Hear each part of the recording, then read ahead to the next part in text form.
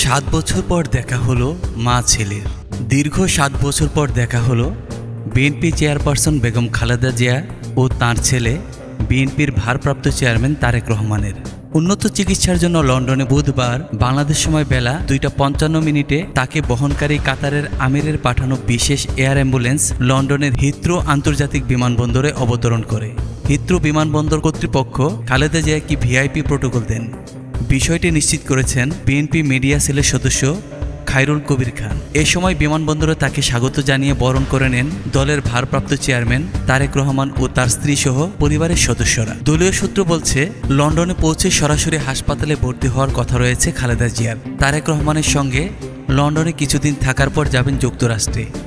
মেরিল্যান্ডের পূর্ব বাল্টিমোরে অবস্থিত জনস হপিংস বিশ্ববিদ্যালয়ের হাসপাতালে চিকিৎসা নেবেন তিনি। তারেক রহমান 2007 সাল থেকে লন্ডনে রয়েছেন।